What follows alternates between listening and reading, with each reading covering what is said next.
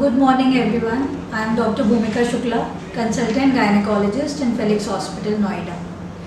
Nowadays we are facing such stressful and anxious times due to COVID-19 pandemic. Pregnant females come to me and have lots of questions. Thereby we conducted a questionnaire. We asked some common questions which pregnant females had in their minds, and today I am here to answer all of them one by one. So let's start. First and the most common question which I faced during this time is that, ma'am, can we continue our pregnancy? The answer to this is a definite yes. If you want to continue your pregnancy, then you must continue your pregnancy. It will not, don't consider COVID-19 pandemic in mind.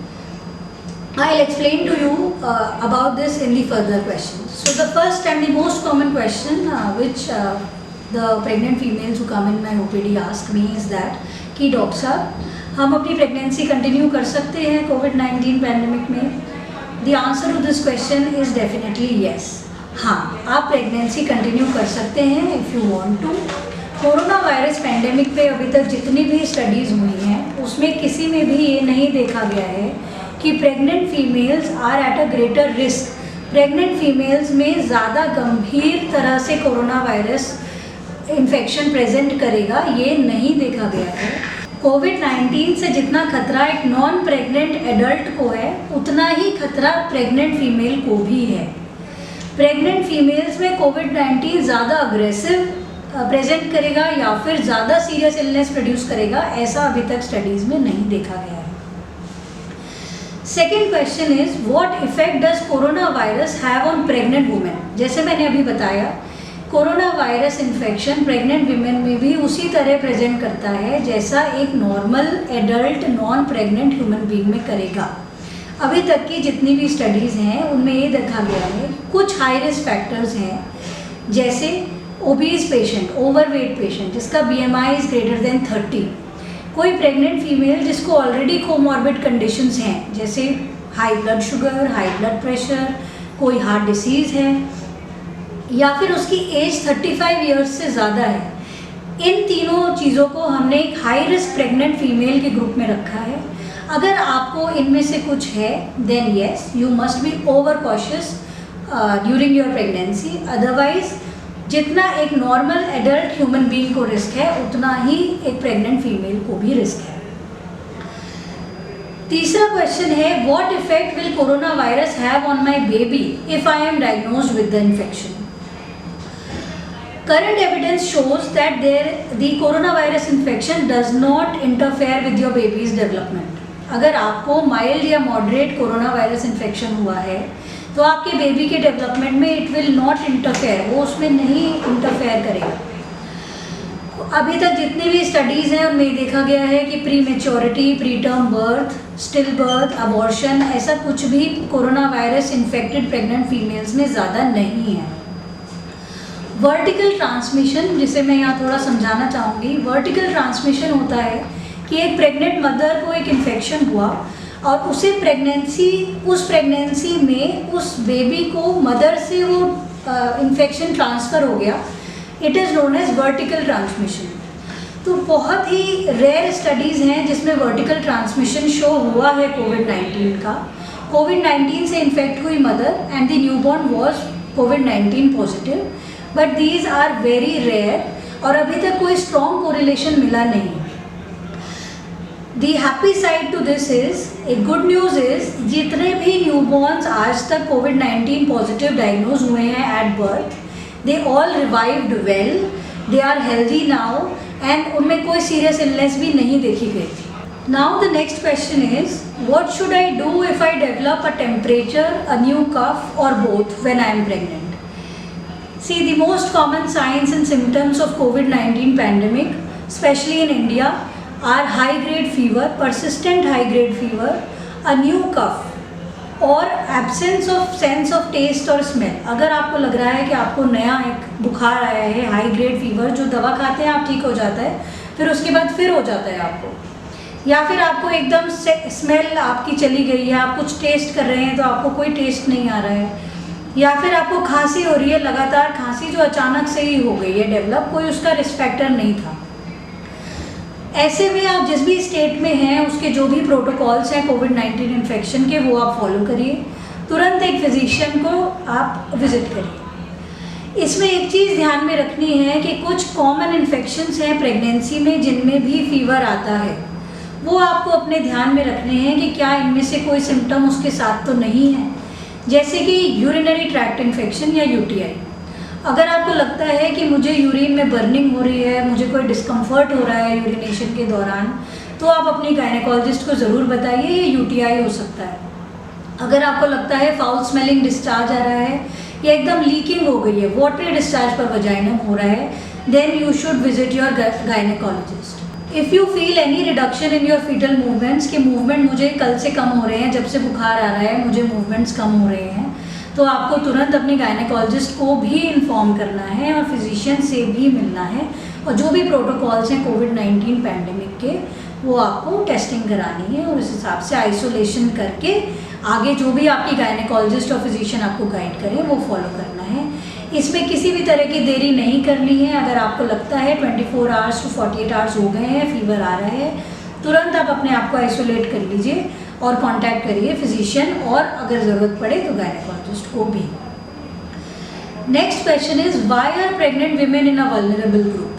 This is a very good question. मैं बार बार कह रही हूँ कि pregnant females में ज़्यादा risk नहीं देखा गया है, सेम प्रेजेंटेशन देखी गई है, तो फिर हमने उन्हें रिस्क ग्रुप में क्यों रखा है, वल्नरेबल ग्रुप में क्यों रखा है?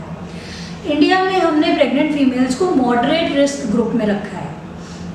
ये हमने इसलिए रखा है as a precaution. We have kept pregnant females in vulnerable group as a precaution, क्योंकि हमारे पास पुराना एविडेंस है, लिटरेचर है जो हमें दिखाता है कि प्रेग्नेंट फीमेल्स में इम्यूनिटी थोड़ी सी कम होती है। कुछ वायरल इन्फेक्शंस हमने पहले देखे हैं जैसे फ्लू, जो कि प्रेग्नेंट फीमेल्स में बहुत ज़्यादा ओवर प्रेजेंट कर सकते हैं, सीरियस इलनेस में भी लैंड अप हुई हैं pregnant females. So just as a precaution हमने प्रेग्नेंट फीमेल्स को मॉडरेट रिस्क ग्रुप में रखा है। स्पेशली अगर प्रेगनेंसी आपकी ग्रेटर देन 28 वीक्स है, यानी कि अराउंड 6.5 मंथ से ज़्यादा प्रेगनेंसी है, तब आपको एक्सट्रीमली कॉशियस होना है, क्योंकि इंडिया में जितनी सीरियस इलनेस देखी गई है प्रेग्नेंट फीमेल्स में कोविड-19 इन्फेक्शन के दौरान, वो ग्रेटर देन 28 वीक्स में ही देखी गई है ज़्यादातर। तो इसलिए अगर आपकी प्रेगनेंसी 6.5 महीने से ज़्यादा है तो आपको जितने भी गवर्नमेंट के प्रोटोकॉल्स हैं कोविड-19 पैंडेमिक में फॉलो करने के, सब फॉलो करने हैं। ओवर कॉशियस रहना है, कोशिश करना है कि घर पे ही रहें, सिर्फ डॉक्टर्स की विजिट के लिए ही बाहर जाएं। Next question is what impact will corona virus have on my pregnancy? See, corona virus का प्रेगनेंसी पे इम्पैक्ट इज़ बेसिकली थोड़ा सा डिफरेंट काइंड ऑफ ट्रीटमेंट होता है प्रेगनेंसी में।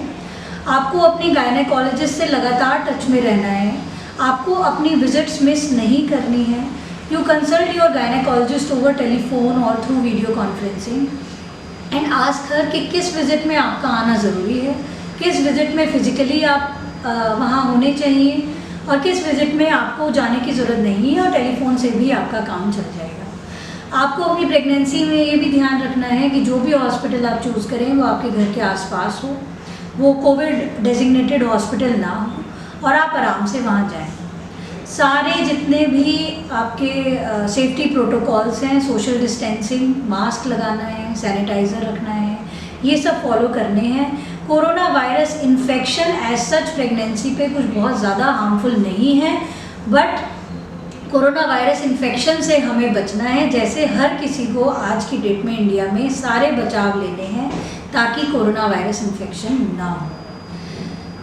Next question is should I take vitamin D supplementation? Yes, definitely you should take vitamin D supplementation. Corona virus pandemic से पहले भी विटामिन डी सप्लीमेंटेशन प्रेगनेंसी में बहुत ज़्यादा ज़रूरी था और हम सबको दे रहे थे। स्टडीज़ ने ये दिखाया है कि विटामिन डी डेफिशिएंसी जिन लोगों में थी उनमें रेस्पिरेटरी सिम्टम्स ज़्यादा थे जिनको कोरोना वायरस का इन्फेक्शन हुआ। इसलिए कोविड-19 पैंडेमिक में vitamin D supplementation even more important हो जाता है और ज़रूर लेना है। हम लोग फर्स्ट ट्राइमेस्टर के एंड से विटामिन डी सप्लीमेंटेशन का शुरुआत कर देते हैं और इसके वीकली कैप्सूल्स आते हैं या सैशे आते हैं, वो आपको लेने होते हैं weekly for 8 weeks and then once a month till 6 months after delivery. This is the normal protocol which we follow in a pregnant female. Next is, should I have a flu vaccination? Yes, सारी ही vaccination, not just flu, सारी vaccines are very important in pregnancy. Basically 3 vaccines होती हैं pregnancy में. Number 1 is TT vaccine, जो around 13-14 weeks पे जब आपकी 3 months की प्रेगनेंसी कंप्लीट हो जाती है तब हम लगवाते हैं. It is a basic tetanus का वैक्सीन होता है, इंट्रामस्कुलर लगता है. उसके बाद फ्लू वैक्सीन यूजुअली 18-19 वीक्स पे हम लगवाते हैं. इससे आपको इन्फ्लुएंज़ा के अगेंस्ट इम्यूनिटी मिलती है, ना सिर्फ आपको, आपके बेबी को भी. इन्फ्लुएंज़ा यानी कि फ्लू और कोरोना वायरस के सिम्टम्स सेम होते हैं, इसलिए ताकि आपको कोई कन्फ्यूजन ना हो डॉक्टर को, और ये दोनों इन्फेक्शन एक साथ ना हो जाएं जिसकी वजह से आपको बहुत ज़्यादा ग्रेव डिसीज़ हो सकती है. इसलिए कोविड-19 पेंडेमिक में फ्लू वैक्सीन बहुत ज़रूरी है, और इसे अगर आपकी रह गई है 17-18 हफ्ते पे तो आप पूरी प्रेगनेंसी में कभी भी लगवा सकते हैं. तीसरी वैक्सीन होती है Tdap या फिर ट्रिपल वैक्सीन, जो डिप्थीरिया, पर्ट्यूसिस और टेटनस से बचाती है. इसको हम 3rd ट्राइमेस्टर में लगवाते हैं, आखिरी के जो 3 महीने होते हैं उसमें. ये तीनों ही वैक्सीन सिर्फ आपको नहीं, आपके बेबी को भी इम्यूनिटी प्रोवाइड कर रही हैं, इसलिए इसमें बिल्कुल ढील ना बरतें, और ये बहुत ज़रूरी हैं तीनों ही vaccination. Next question is, how will corona virus impact my delivery in कोविड-19 pandemic is a very major issue of discussion. इसमें आपको बहुत चीज़ें प्लान करके रखनी है. पहला जो मैंने आपको बताया कि डिलीवरी आपको किस हॉस्पिटल में करानी है. बार बार ट्रैवलिंग के आप एंटीनेटल चेकअप्स कहीं दिखा रहे हैं, फिर आप घर पे जाके अगर डिलीवरी कराना चाहते हैं अपनी, तो वहाँ भी आपको ये मेक श्योर करना होगा कि आपका जो भी हॉस्पिटल जो आपने सोचा है वो आपके घर के पास हो. वहाँ पे वो डेजिग्नेटेड कोविड हॉस्पिटल नहीं होना चाहिए, और एक एंट्रेंस पे एक स्क्रीनिंग प्रोटोकॉल होना चाहिए. जो हॉस्पिटल्स कोविड डेजिग्नेटेड हॉस्पिटल्स नहीं हैं उनके एंट्रेंस पे एक स्क्रीनिंग प्रोटोकॉल होना चाहिए. वहाँ आपका टेम्परेचर चेक होना चाहिए, आपको वहाँ पे हैंड वॉशिंग या सैनिटाइज़र वहाँ आपको मिलना चाहिए एंट्रेंस पे. और तीसरा है, वहाँ एक बेसिक क्वेश्चन आयर आपसे पूछा जाएगा कि आपका कोई एक्सपोजर तो नहीं था, आपकी कोई ट्रैवल की हिस्ट्री तो नहीं है. ये 3 चीज़ें एंट्रेंस पे ज़रूर होनी चाहिए जो भी हॉस्पिटल आपने डिसाइड किया है डिलीवरी के लिए. उसके बाद ड्यूरिंग द डिलीवरी आपका जितना भी स्टाफ आपके आसपास है, जो भी आपके एनेस्थेटिस्ट, गायनेकोलॉजिस्ट, पीडियाट्रिशियन, हर कोई मास्क पहन के होना चाहिए. प्रेफरेबली अगर पीपीई किट्स हो सकती हैं तो पीपीई किट्स. जो आपकी प्लेस है, लेबर रूम या ओटी, प्रॉपर्ली सैनिटाइज्ड हो. और उसके बाद मोस्ट इम्पॉर्टेंट आता है पोस्ट डिलीवरी केयर, जो हम बिल्कुल निगलेक्ट कर जाते हैं. नंबर ऑफ़ अटेंडेंट्स, जो हमारे बाद में जब हम वार्ड में शिफ्ट हो गए उसके बाद कितने अटेंडेंट्स मिलने आने हैं, कितने अटेंडेंट्स आपकी मदर या बेबी को टच करना है, वो सब आपके हाथ में है. उसको एकदम रेस्ट्रिक्ट कर देना चाहिए. मैं तो कहूँगी सिर्फ एक अटेंडेंट होना चाहिए और कोई नहीं होना चाहिए. जितना भी ज़्यादा एक्सपोजर है उतना ज़्यादा कोविड-19 का इन्फेक्शन है. मदर एंड बेबी बोथ, उन दोनों को ही आप इन्फेक्शन से एक्सपोज कर रहे हैं. I know this is a very precious time. आप अपना सेलिब्रेशन सबके साथ मिलके बनाना चाहते हैं, but this is not a very good time for that. आप जितना डिले करें, जितना पोस्टपोन करें, वीडियो कॉन्फ्रेंसिंग के द्वारा आप सबको, अपना बेबी और अपनी मदर से आप बात करवाइए. और जो भी मदर या बेबी को टच कर रहा है हमेशा उसके हैंड सैनिटाइज करा के ही टच कराना है. And everybody should be wearing mask at least. Social distancing और मास्क इज़ वेरी इंपॉर्टेंट. फिर next question is, which pregnant women are at higher risk of corona virus. मैंने आपको बताया जो भी फीमेल्स बहुत ओवरवेट हैं, BMI ग्रेटर देन 30 है, एज 35 ईयर्स से ज़्यादा है, या फिर कोमॉर्बिड कंडीशंस हैं जैसे डायबिटीज़, हाई ब्लड प्रेशर या हार्ट डिसीज़, इन सब में कोरोना वायरस इन्फेक्शन का रिस्क ज़्यादा है. ये ज़्यादा सीरियसली प्रेजेंट कर सकता है, सिस्टमिक प्रेजेंटेशन ज़्यादा हो सकता है इन प्रेग्नेंट फीमेल्स में. बाकी अगर आपकी pregnancy is greater than 28 weeks, अगर 6.5 महीने से ज़्यादा की प्रेगनेंसी हो चुकी है, तब भी आपको घर पे ही ज़्यादा रहना चाहिए. सिर्फ विजिट के लिए बाहर निकलिए, सारी चीज़ें फॉलो करिए, उसमें भी आपका रिस्क थोड़ा सा ज़्यादा देखा गया. Now the last question is to summarize up what is the main advice for pregnant women in this COVID-19 pandemic. Main advice is कि डोंट ओवर स्ट्रेस. जो एक नॉर्मल पॉपुलेशन में रिस्क है वही आप में रिस्क है. ऐसा नहीं है कि आप में कोई ज़्यादा अग्रेसिव इन्फेक्शन या ज़्यादा अग्रेसिव प्रेजेंटेशन होने वाला है. जो भी गवर्नमेंट की गाइडलाइंस हैं उन्हें आप फॉलो करिए. सोशल डिस्टेंसिंग मेंटेन करिए. मास्क पहन के रखिए. सैनिटाइज़र ऑलवेज कैरी करिए. गायनेकोलॉजिस्ट से लगातार टेलीफोनिकली आप कांटेक्ट में रहिए. जितनी भी विजिट वो बताती हैं कि फ़िज़िकली आपको आना ज़रूरी है, वहाँ ज़रूर जाइए. क्योंकि ये बिल्कुल मत भूलिए, मैटरनल जो कॉम्प्लिकेशंस हैं प्रेगनेंसी में, जो आपके बेबी और आपको इफ़ेक्ट कर सकते हैं, उनका रिस्क कहीं ज़्यादा हो सकता है आपको कोरोना वायरस इन्फेक्शन से. For a healthy baby and a healthy mother we should have at least 8 visits. अब उनको हम डिवाइड कर रहे हैं टेलीफोनिक और इन पर्सन विजिट्स में. ये आपकी गायनेकोलॉजिस्ट और आप आपस में बात करके डिसाइड कर सकते हैं कितनी आप इन पर्सन कर सकते हैं और कितनी आप टेलीफोनिकली कर सकते हैं. इसके अलावा बिल्कुल बेसिक जो आपका folic acid, iron supplementation, calcium supplementation, ये सब आप लगातार करिए. सारे आपके विटामिन डी सप्लीमेंटेशन, जैसे मैंने भी आपको बताया, विटामिन डी सप्लीमेंटेशन और वैक्सीनेशंस बहुत ज़रूरी हैं. पानी खूब पीजिए. At least 3 to 4 litre of fluid intake होना चाहिए. किसी भी फॉर्म में आप वाटर लीजिए, आप शेक, स्मूदीज़, ग्लूकॉन डी मिला के लीजिए, बट स्टे हाइड्रेटेड. थोड़ा बहुत एक्टिविटी भी ज़रूरी है. एटलीस्ट 40 to 45 मिनट्स या तो आप वॉक कर लीजिए अगर आपका नीचे सेफ़ है, या फिर आप अपने घर में ही थोड़ी एक्टिविटी करिए, थोड़ा वॉक अराउंड करिए. At least 40 to 45 minutes if there is no high risk factor. आपको अपनी एक्टिविटी अपनी लाइफ में लानी पड़ेगी. इसके अलावा विटामिन सी सप्लीमेंटेशन और एक कोई multivitamin if your gynaecologist feels and she advises, तो आप ज़रूर लें. और that is all for today. अगर आपको लगता है कोई और क्वेश्चन आपके माइंड में है जो अभी नहीं आंसर हुआ है, feel free to put them in the comment box.